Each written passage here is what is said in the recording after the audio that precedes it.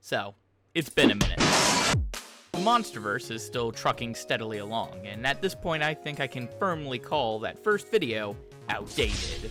But since when has that ever stopped me? I teased something at the end of my last video, and damn it, I'm going to follow through. Cause, hear me out, I've got a plan. So, to recap for those of you who didn't watch my last two Monsterverse videos, I put forth a pitch for what I'd like to see become the future of the Monsterverse. What started as a realistic pitch eventually evolved into full-on fanfiction by the latter half, and at this point, I'm just owning it as such. So, for this video, I intend to offer a proper conclusion to my massive Monsterverse saga that I've pitched. I would again recommend checking out at least the second video before jumping headfirst into this one, but if you want to keep rolling along too, here's the gist of what you missed. That rhymed. Following on from the ending of Godzilla x Kong, we have a saga of films, dedicated to building up to a massive Destroy All Monster / Final Wars event.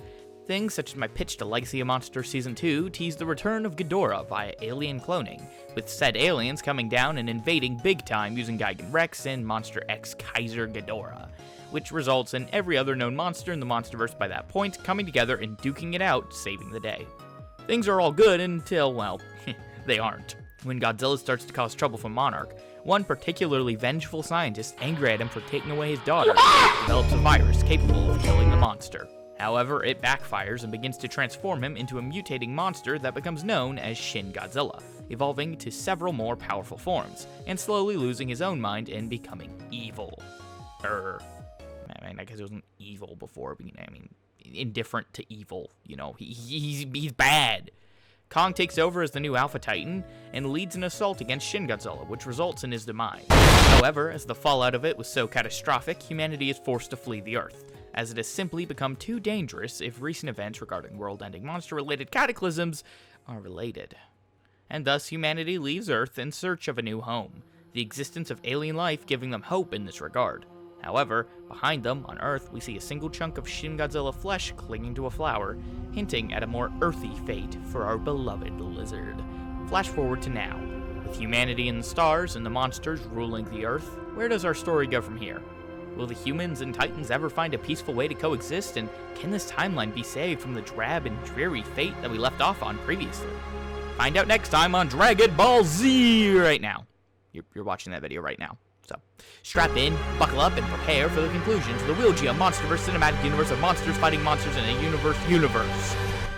Also called my pitch for short. That being said, going in, I do want to mention something about this last arc, or phase of sorts. It's going to be a lot more linear than my previous one. Rather than springing off into every which way, it's going to feel more conventionally like a big straight shoot to the end with a linear story, which isn't a bad thing by any means. I think I've got some of the most in-depth film descriptions here than I've had up until now, but it also means cutting back on the shows a bit. This whole phase is dedicated to our ending, so it'll be the first without a Monarch show, for example. That's mainly because, however, I've combined elements of what might be made of a Monarch show into the films themselves. But enough yapping. You just want to get the meat and potatoes, right? Well, grab some popcorn and smash that subscribe button, pretty please. please. And off we go into the great, wide unknown.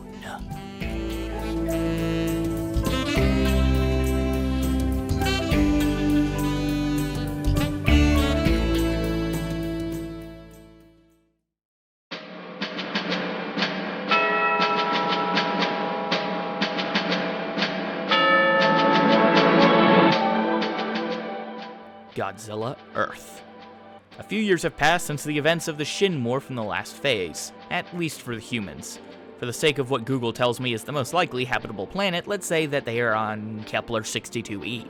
But at this point we're fully in the sci-fi route, so take your pick and make something up if you want. This can be any old rock as long as it suits our needs. Humanity has a very shoddy base, but the planet is completely barren and lifeless, and their crops aren't growing. Things are dire, and humanity needs to do something fast. No other planet has been even half as habitable as this, and they're barely surviving here.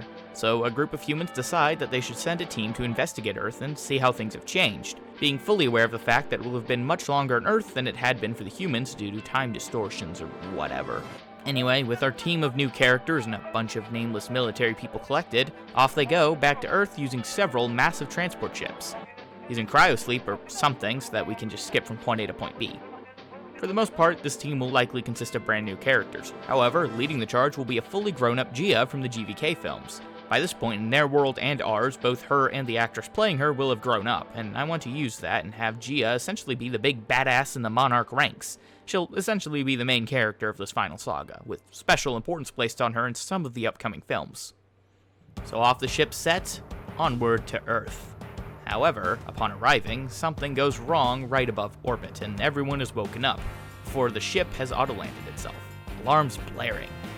Everyone gets out of their future-y sci-fi sleep pods and begins scrambling around to discover that of the 4 or so ships sent to Earth, the first has disappeared, which is to set off alarms for the other ships. With us following the crew of the 3rd ship, they scramble around until they see a massive laser pierce the 2nd ship ahead of them, completely destroying it. The source of the laser isn't seen, but it appears to be coming from Earth. While the 3rd ship was able to narrowly dodge another laser shot at it, it manages to take out a wing, causing the ship to begin to crash onto the surface below.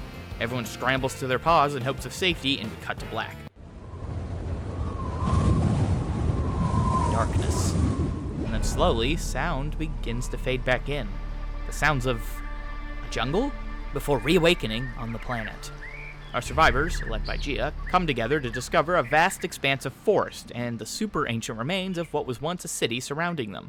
Although they cannot identify what city, they are back on Earth. And while it's only been a handful of years for the humans, it has been well over a century on Earth. The humans salvage what they can from the wrecked ship and mourn the dead, only to realize that they are getting signal from the 4th ship, which had managed to evade the blasts and land safely. However, the signal is weak. Some humans stay behind and try to see what else they can salvage from the ship. Meanwhile, the main film follows Gia and the crew of survivors attempting to get from point A to point B, all the while dealing with the dangers of this new Earth, which they soon discover is overrun with dangerous new titans and monsters. Think Kong Skull Island, but with a big evil Godzilla roaming around, which, mind you, they soon discover, but not before discovering a more immediate threat. A large brutish titan discovers the part of our crew that had gone off to find the 4th ship, and begins to chase them. Overall, it's probably one of the smaller titans, around the size of the Frostvark from Legacy of Monsters for context, but still very capable of gobbling them up. While running, the team comes across a massive clearing. We see a massive hole seemingly going down into a hollow earth with smoldering edges as if it had been cleanly ripped through by a laser. The team also sees what seems to be a massive mountain moving in the distance. However, then, a loud roar is heard. The brand new titan that had been chasing our heroes loses interest in the team and blindly charges at the mountain, only for the mountain to turn around and absolutely eviscerate the smaller being, revealing itself to be an enormous, brand new Godzilla, shocking the team. Keep in mind, the last they knew, this guy was dead, and I mean like super dead. And knowing how dangerous he got in those latter years, seeing him alive is not a comforting sight. Realizing that Godzilla is headed in the same direction as where the 4th ship's signal is, the team realize they need to hurry to beat Godzilla to the punch. Godzilla is traveling over land and isn't moving at top speed, but even so, they realize they need to pick up the pace, giving us a seemingly impossible race against time. However, good news. The crew that had stayed behind with the ship managed to get some of the ground vehicles working, some kind of super fast land speeders. Keeping in contact with the land crew, they dispatch several to go pick them up and help them get to the 4th ship. However, things don't go so smoothly, as yet another titan takes interest in the crew. This time, a fast-moving land titan, one unbeknownst to the crew, but much larger than the one that had been chasing them earlier. So the comic relief guy names him Titanosaurus. They manage to outrun it, and eventually Godzilla Earth takes notice, leading to more of an actual battle. For the sake of comparison, let's say the nameless monster chasing them before was probably closer to 20 to 40 feet, and let's say Godzilla is about 300. Far from the biggest he's been, and smaller than the anime version of Godzilla Earth, but still large enough to stomp on the guy from earlier. Meanwhile, Titanosaurus is more around 200. Still smaller, but also very fast. In a change from his original Suitmation counterpart, and to help differentiate himself from the other titans here. Because of his speed, he's able to actually put up a decent battle against Godzilla, but eventually he finds himself killed by the big lizard. While this battle is going on, the team manages to get everyone from the 4th ship evacuated. As they theorize Godzilla is singling them out because of the tech which he seems to be able to sense, something proven when Godzilla turns his focus on the ship and destroys it, with only a couple of their own ground vehicles able to escape. The finale is just the team attempting to outrun Godzilla back to the ship which they had arrived on, and just when it looks like they'll be able to, Godzilla lets out a loud, ear-piercing roar, one unlike anything we've ever heard, and then breaks off the chase. At first the team is cheering, as it's pretty much a straight shot to where they need to go, until an earthquake begins around them. Then, seemingly out of nowhere, a massive wall of green erupts from the ground, and then we get a look at it. Mirroring the best scene from the anime trilogy, an enormous Godzilla large enough to blot out the sun comes careening through the earth, stopping vehicles in their tracks, causing rubble and debris to rain down, squashing most of the nameless soldiers from the fourth ship. And probably at least one named guy for stakes, and also because I think that's funny in my little tormented mind. This is the real Godzilla Earth, standing at an unknowable height of 700 or so feet. The one we had seen earlier was nothing more than what? A clone? Some kind of puppet, or perhaps a child? Those are the last thoughts blazing through Gia's head as the very earth gives out from under her, and she and her team fall into the cavernous earth inside of their vehicles, ending the film.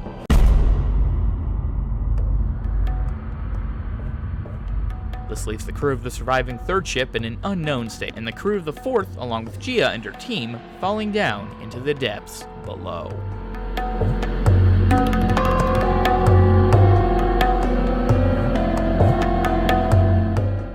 Mothra Kingdom, Season 1. After this film, we wouldn't wait long before providing more Monsterverse content. Despite the more serialized nature of the saga, there is still a way of going about and providing more side content, and while I'm going to be much lighter on the show variety this time around, the one show we will be doing will be calling back to the origins of Monsterverse TV in general. You see, one thing I glazed over in my initial pitches, primarily because I had just completely forgotten, was that the initial idea for a G-Team series was that it would be a hyper-stylized animated series. Something I am entirely gung-ho about, and I kind of feel bad for forgetting, since I basically just said fuck it and made it a continuation of Legacy of Monsters. Combine that with me not continuing Skull Island since I was still trying to be realistic at the time, and yeah, it kind of looks like I just hate animation, which I promise I do not. So to make up for it, this series here will be the primary source of side content for this final phase. Focused on gorgeous anime stylizations, preferably helmed by an actual anime studio like Science Saru for their work on the Scott Pilgrim show, or White Fox for their work on ReZero, both which are absolutely goated shows you should go watch if you haven't. Anyway, Mothra Kingdom follows, well, Mothra, and an adaptation of the bug-like humans first seen in the Monster Planet trilogy as our human stand-ins. We do not see the humans from the first Godzilla film, but the film is implied to be set alongside and during the events of the series, with the ending of the series overlapping with the events of that film. Otherwise, it's completely standalone.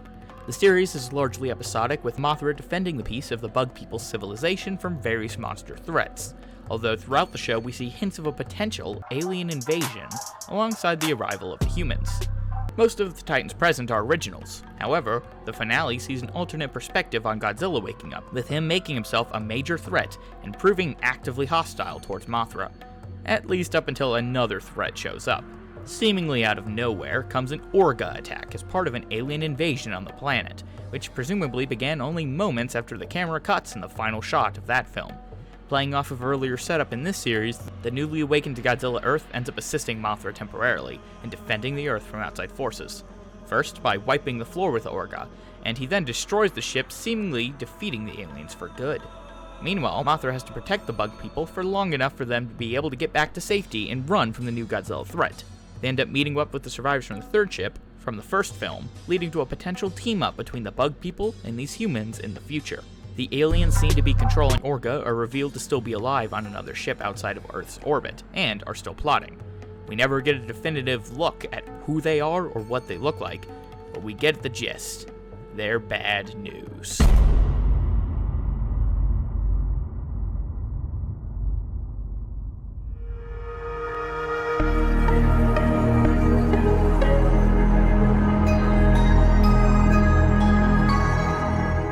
Kong, the Old Empire. For our next film, we follow directly from the ending of Godzilla Earth.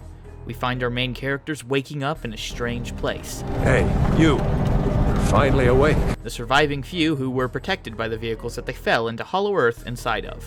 However, the vehicles are, as you can imagine, beyond repair, and the humans themselves aren't faring that much better, as they all emerge and find themselves on a trek for survival into lands unknown, looking for something.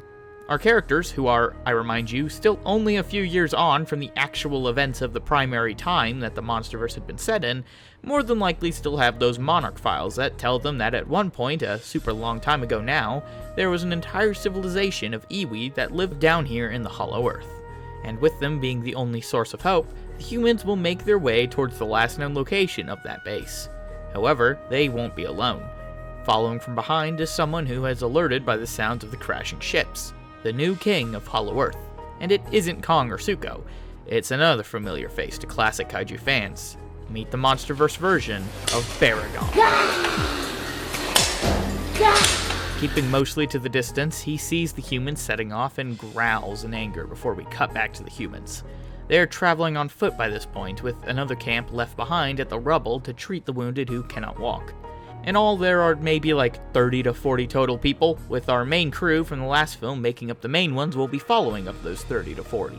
Not that that number is going to be quite as high as it currently is for much longer. You see, things are going about as well as they possibly could be going in this situation when, boom, a massive sinkhole forms out of nowhere underneath the rubble, and out of it comes Baragon, having burrowed through this area. He immediately demolishes the base. The soldiers left with weapons open fire, but Baragon easily dispatches them, smashing some of them with his tail and spinning it around quickly to turn the other nearby humans to paste, leaving only our main crew led by Gia, who are already over the mountain when the attack begins, helpless to stop him. At this, Baragon notices them and roars before beginning to charge at them. The humans try to run, but of course it is useless. But right as Baragon is about to stomp them, right as he's about to catch up, he's suddenly hit out of the way by a massive axe, an axe with a familiar blue glow to it. Holding it is a massive hairy arm, but that arm isn't attached to the Kong you might expect, but rather a grown-up Suko. Now, quick aside regarding ape species aging, for most of this I've operated under the assumption that the great apes live for maybe a couple years based off of Kong's growth spurt from Skull Island to GVK, but given GXK's addition to Titan lore with Scar King having supposedly battled Godzilla millions of years ago, it's entirely possible that Kong's just reached this age and then fucking freeze in terms of physical aging, I guess, for millions upon millions of years. On one hand, I'm tempted to say that this was actually Scar King's ancestor, and that the Scar King we see is some sort of monarchistic jackass that inherited the throne from his probably far more capable lineage, which would make sense given his over-reliance on Shima. Shima? I think it was Shima. But at the same time, it's pretty clear that isn't the intention, and far more likely the outcome is that they just forgore that Kong had, visibly aged on screen. Whoops! I mean, technically it was off screen, but you know what I mean. Either way, I'm going to say it's been a good 100 or so years. So, long enough for Suko to grow to about the point that Kong was at in Skull Island. So, that's kinda what we're going for here. Anywho, back to the action. Suko, who had recognized the humans, urges them to go forward with a point as he prepares to again do battle with Baragon, which gives us our first big monster clash. It seems as if Baragon is a threat that Suko has become at least somewhat accustomed to. As Suko prepares to swing at him again, however, we see one last trick that Baragon had up his non-existent sleeves, when he unleashes a massive belch of fire at the young ape, leaving Suko to have to dodge and avoid it. In the chaos, he decides it's probably best to avoid further battle with the beast for now, so he swings by, picks up the remaining humans, and brings them off towards a massive wall made of various materials like tree logs and stone, something you might almost assume had been made by humans if it weren't for the massive scale of the wall itself, looking as if it had been crafted by the Kongs themselves. Of course, this theory is soon confirmed upon entering the massive ape city. Very rudimentary huts and ape-made caves bored into the massive mountain this village was built in the side of. The great apes have made a small society for themselves in remarkably human-like fashion. We also see that amongst them, the descendants of the Iwi tribe live in a nearby settlement, also built into the mountains. A massive cavernous area with similar crystal technology we saw at play in GXK, built deep enough into the mountain to make it clear that this exact spot was fit for the gravitational shenanigans required for such technology. It seems that despite the two villages being separate, the two tribes do live together in a way where they can each benefit each other.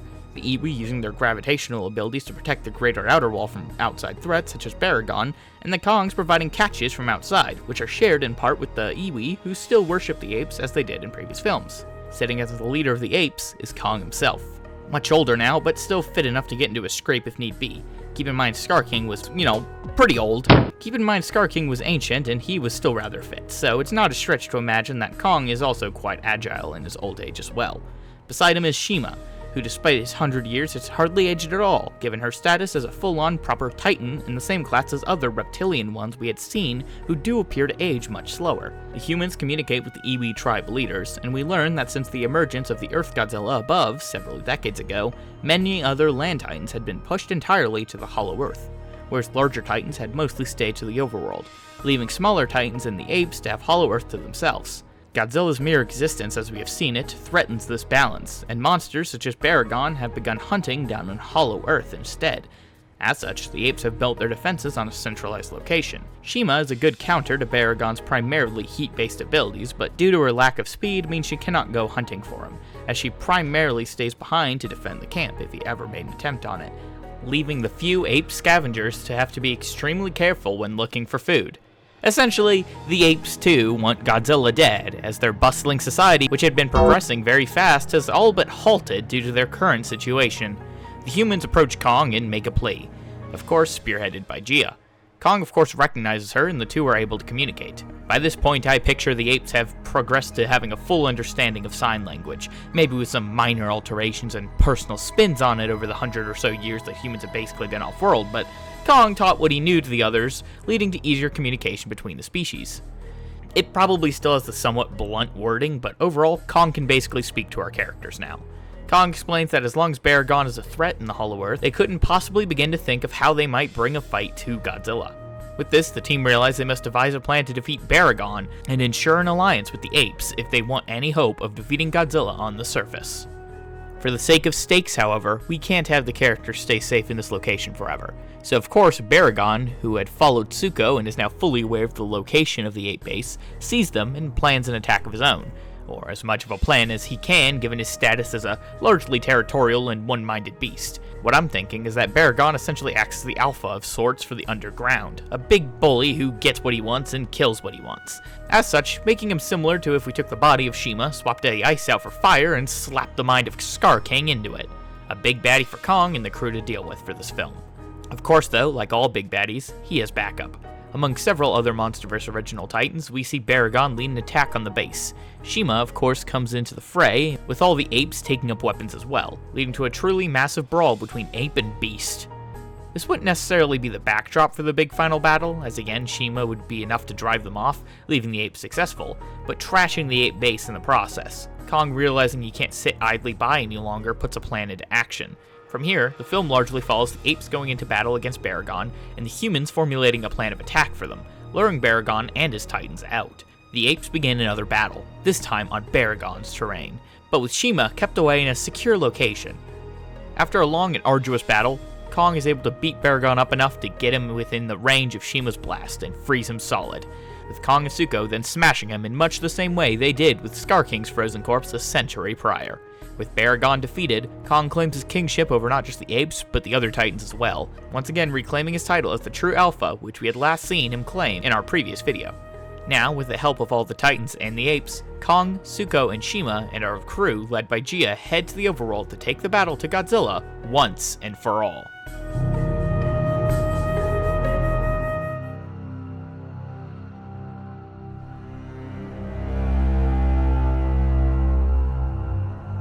Mothra Kingdom Season 2.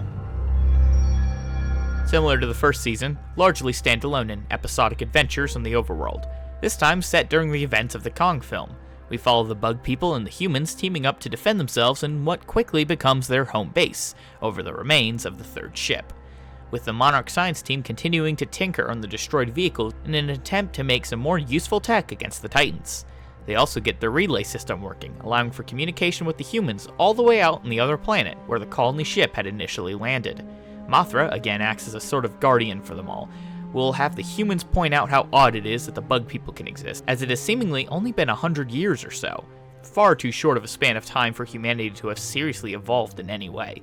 It is revealed that the bug people came about from the air that had created Godzilla Earth. After Shin Godzilla died, his death above the Earth had slightly contaminated the plant life of the Earth with a very dormant and subdued version of the Shin virus. Very noticeably slower in comparison and far less destructive and dangerous, but it is what ended up letting Godzilla survive through the Earth itself. It is why there are more than one Godzilla, with there actually being hundreds, if not thousands of tiny Godzillas, like the 300-foot one we saw from the last film, that themselves spawned from Shin Godzilla, and the contaminated air had sped up the speed at which anything on the surface of the Earth had evolved, hence why humans and foliage were affected but not Kong and the other Hollow Earth-based species and fauna. We see the bug people characters further fleshed out and more unique kaiju. However, with the new supersized Godzilla roaming around, he becomes the main threat of the series, with Mothra seeking to find a safe haven for them. The finale sees the team escaping the grasp of the giant Godzilla only to be hunted by two smaller Godzillas, the 300 or so foot one from the first film, and another slightly smaller one, around 250 or so feet, with the Godzillas seemingly hunting down the humans at this point. After a grand battle, Mothra is able to defeat the two of them, and the series ends with the humans and bugs discovering the parade of titans led by Kong and Zuko, as well as the humans from a distance, and them going to meet up with them. This leads into our grand finale.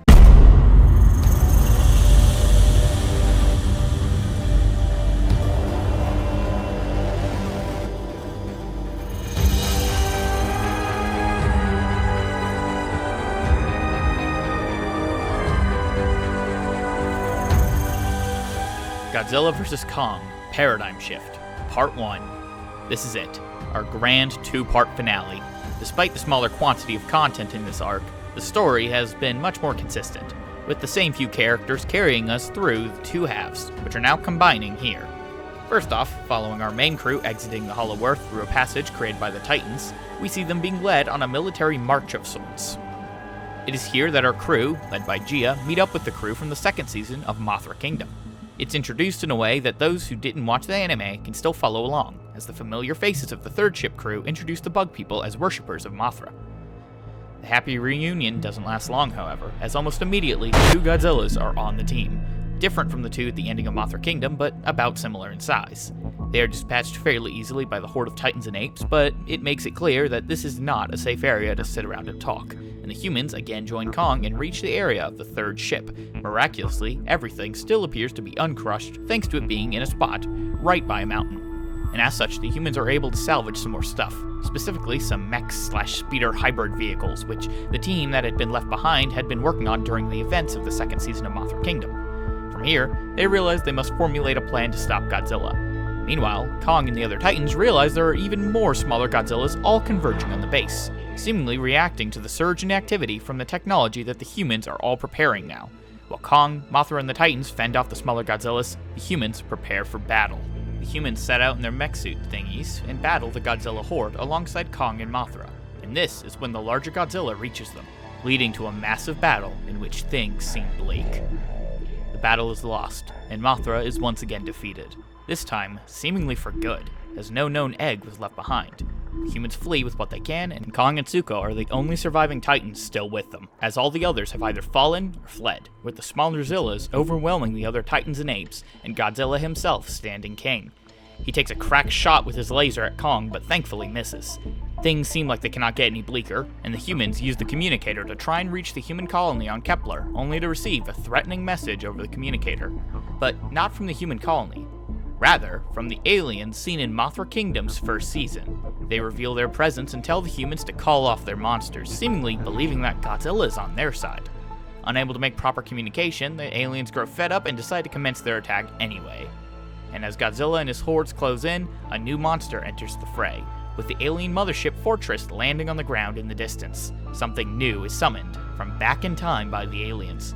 Something enormous and powerful enough to potentially even rival Godzilla appears. A monster from far, far, far back in time. One so powerful, it had taken the combined forces of every active ancient titan and ancient human mystics, not to kill, but just simply to seal away, using powerful artifacts to do so. Released upon the world anew is an ancient threat known only as Bagan. With this, the heroes are at their lowest. Aliens are seeking to claim the Earth as their own. Godzilla is seemingly unstoppable, and only Kong and Zuko are still standing for the heroes. End film.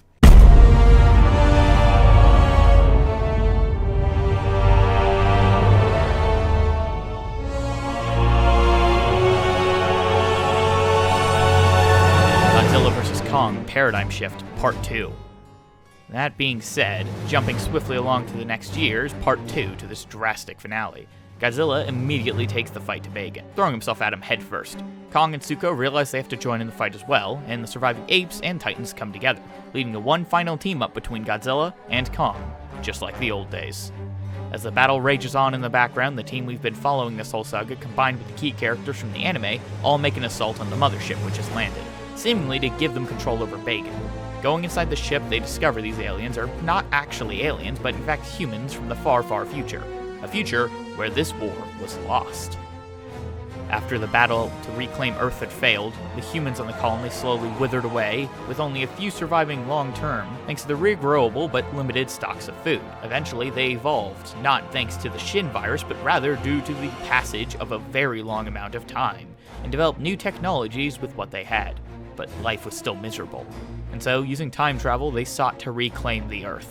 However, they realized that trying to do so at any point that would directly impact their own timelines would prove fatal, as the butterfly effect would simply wipe themselves out. So, the only way to do it was seemingly to claim the Earth at this point in time. Their first expedition had failed, as the Earth was too well guarded, immediately after the events of the Shin. There were too many Titans in the overworld to deal with using a single Titan they could control, like Bagan, so they waited for Godzilla instead to scare them underground. But then they realized he had become too powerful and would simply shoot their mothership out of the sky. So, they waited for the perfect opportunity, when the humans made their first attempt at reclaiming the Earth. While Godzilla was busy shooting down the first and second ships of the initial armada, the alien ships slipped in. The ones we saw in the first season of Mothra Kingdom was simply a diversion ship, and the actual mothership had landed far off and begun preparations for this battle. By expertly going back in time and undoing the bonds of each of the artifacts that had sealed Bagan initially over time, they had held the final one, and with its opening, Bagan himself was freed and under their control. With Godzilla being the only major Titan of note and the other mini-Zillas just being part of a single hive mind as him, cutting off the head, so to speak, would be enough to defeat all of them. And from there, Kong and the other Titans would be easy pickings. With all of this revealed, the aliens, which call themselves the New Humans, say they must kill the rest of the crew present here so that their own timeline can continue to come about, and that they can reclaim the Earth while their ancestors still believe it is ruled by the unstoppable Godzilla. Of course, Gia and the team cannot let this happen. Together, the humans storm the base while the Titan battle rages on outside, getting progressively more and more intense. At this point, we begin to see Godzilla and Kong almost seem to bond a bit more in recreating fighting moves that they had used together in the past. As the humans continue their attack, they manage to get access to the time room. Outside, however, things are not going well. As Bagan manages to gravely wound Kong and Godzilla, pretty much all the other Titans and apes are destroyed, and Siko is eventually the last one standing. But he isn't alone enough, and things are bleak. With seemingly no options left to turn to, the humans make a drastic decision. They can go back in time and prevent the artifacts from being activated throughout time. They can stop Bagan from ever being summoned, and this will also cause a grandfather paradox, as if they go back in time to stop Bagan and succeed, causing Bagan to have never appeared, they themselves will disappear, as they never would have gone back in time in the first place without Bagan, thusly creating a paradox. Are you confused yet? As such, they decide they need to bring the artifacts from back in time after they have been activated, one by one, and deactivate them in real time, sealing Bagan here. As Bagan unleashes his final seemingly fatal attack on Godzilla, Kong, and Siko, the human teams jump into the portal and into the unknown. Oh, also I lied, this finale is actually a trilogy. Haha, JK, get lolled on.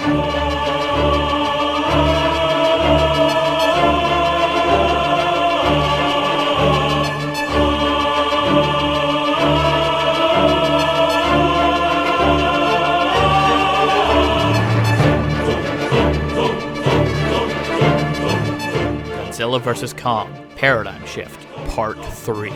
And I swear this is actually the last one. Okay, now, for real, this time is the final movie in my pitch for the Monsterverse. It's all been leading here. Going off of where the artifacts were activated, the humans find that the New Humans had at least in part planned for this and activated each of them in different time periods, before leaving them in situations they wouldn't survive, requiring each team to go back into particularly selected dangerous moments in Monsterverse history to reclaim the artifacts and seal away Bagan. So, yeah, we're doing Endgame. Yeah, it's a bit, unoriginal in concept, but hear me out. By this point, pretty much every monster has been used up. That's quite literally the point of the present timeline, is that they are all dead. Bringing back Ghidorah for the 50th time isn't satisfying if it's just undoing his deaths over and over. Unless, of course, we aren't undoing his deaths. We're just revisiting him beforehand. It might be taking a major plot point from Endgame, but there's a reason that plot point was so smart to begin with. It allows us to revisit key moments from the Monsterverse's long history and still contribute to the overall plot. Perfect for the finale to a cinematic universe. It just sucks that Endgame wasn't the finale to its. So, anyway, of the 6 artifacts required, 1 is already in the present and was the final activated, ultimately freeing Bagan. All 6 need to be reactivated to seal him again, and all need to be brought back to the same point in the future after their initial activation to do so. As such, they must be reclaimed in their last known positions, post-activation, before they become lost forever via Titan Carnage burying them or making them otherwise impossible to find in the present. That being said, the new humans specifically activated them at very dangerous points so that if somehow the humans tried to stop them, it would be near impossible. Thusly, choosing key battles as the backdrop to activate them, meaning our characters have to revisit key points in the Monsterverse's history. Each of the 5 remaining artifacts is at 1, the ancient Titan War between the Kong species and the Godzilla species. 2, the Battle of San Francisco in Godzilla 2014. 3, the Washington, D.C. battle in King of the Monsters in 2019. 4, the final battle in our version of Final Wars. And finally 5, the final battle in Godzilla vs. Kong, Shin. The main bulk of the film sees the heroes accessing each of these 5 points in the midst of the grand battles we've already seen, and nearly getting stomped on by the resident monsters present. The last 4 are each battles we would have seen on screen by this point, so I think going over the ancient Titan War is a more interesting approach.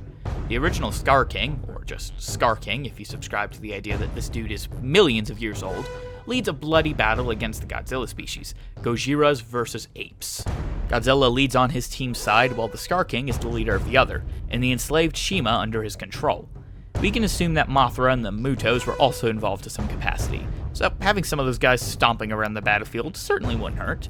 As for the other 4 battles, it would largely just be a matter of seeing them from different angles and perspectives than we initially did. But I think having moments where the Titans in question notice the interlopers and have a go or two at them between battling each other would be fun, and add some more tension. In the end, each of the artifacts is collected by the 5 different points of the team and recollected in the modern day, and on the cusp of Bagan unleashing his ultimate attack, the artifacts are activated, which ultimately drains Bagan and seals him away. But not before Bagan manages to slip out a massive, slow-moving blast of energy right at the injured Kong. In slow motion, things look bleak.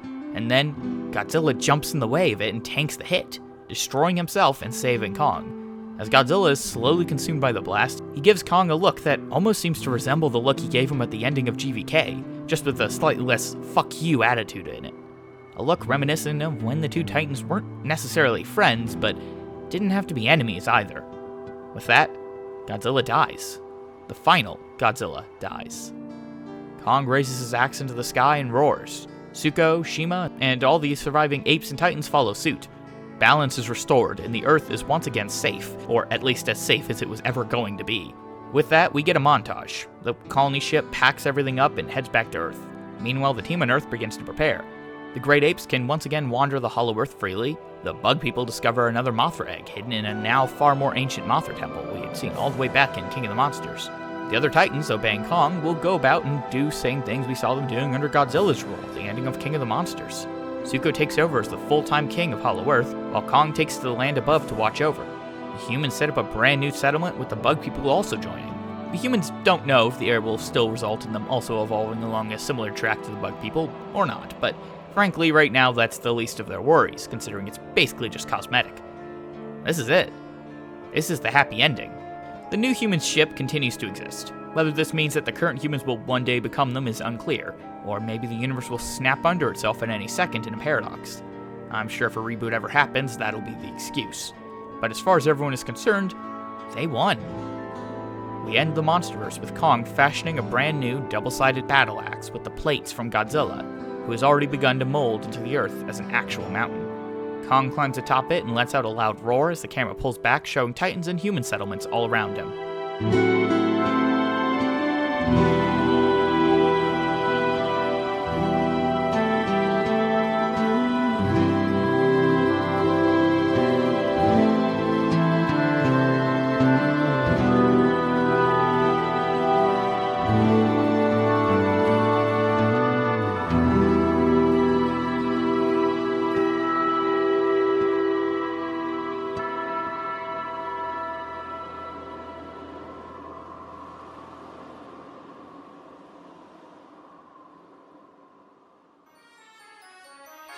Conclusion. So, what did you think? Look, I want to be straight up honest with you. This is in no way going to actually happen. Nothing even remotely close to it. This is pure fan fiction, but you know what? For as vague as some bits are, I'm happy with it. The Monsterverse is a series that can go in a lot of directions, so maybe it's not that absurd to picture a timeline where this occurs, but in all likelihood, we went off the rails with the middle half of video 1. But I'm still super excited for what it will eventually bring.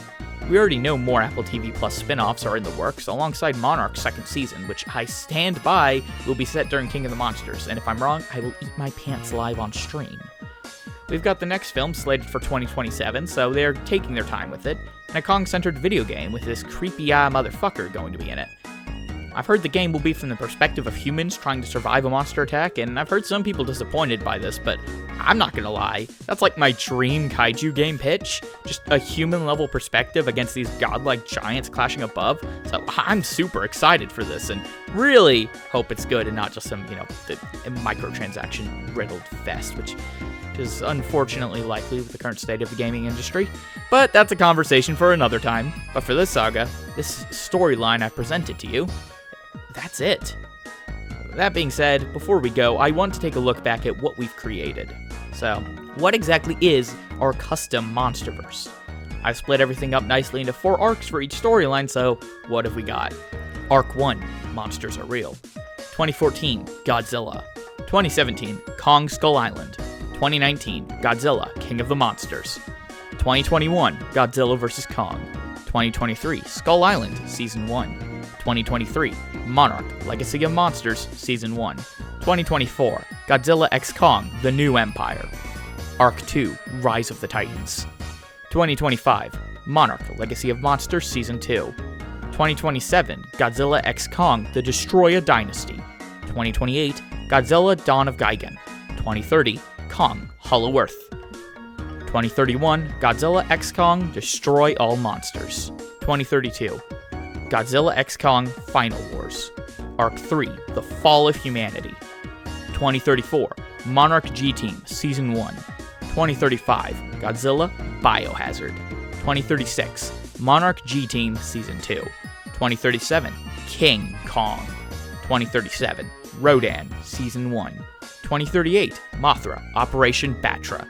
2038, Monarch G-Team, Season 3. 2039, Godzilla, All Out Attack. 2040, Godzilla vs. King Kong, Shin. Arc 4, Planet of the Monsters. 2042, Godzilla, Earth. 2042, Mothra Kingdom, Season 1. 2043, Kong, The Old Empire. 2043, Mothra Kingdom, Season 2. 2044, Godzilla vs. Kong, Paradigm Shift, Part 1. 2045, Godzilla vs. Kong, Paradigm Shift, Part 2. And 2046, Godzilla vs. Kong, Paradigm Shift, Part 3. I don't think I've said Godzilla vs. Kong and Godzilla x Kong and all that much in a single sitting before, but dear God. So in total, that gives us 6 Godzilla solo films, 4 solo Kong films plus a solo show, 9 crossover films, a total of 20 movies, and 9 seasons of different TV series across a total span of 32 years. A bit insane, but just my type of insanity. Now, despite this being the ending to my Monsterverse pitch trilogy, it's not the end of Monsterverse content on this channel, as I do fully intend to cover more of the franchise in the future. In particular, that upcoming Kong game, which exists almost entirely in the lands of speculation right now. But just as long as it isn't some crappy cash-grabby mobile game or something along those lines, I'll check it out and report back here with my findings. Hell, I might even stream the game, so subscribe if that sounds interesting. Also, as always, comment down below what was your favorite part of the pitch saga. What would you have done differently? What would be your dream Monsterverse pitch? That stuff is so much fun to read, so go super in-depth on your Mothra x Godzilla fanfictions down below. And this time, well, let's make that X accurate, eh? But I'm tired now, and I've certainly been talking for too long, so I'm gonna take my leave.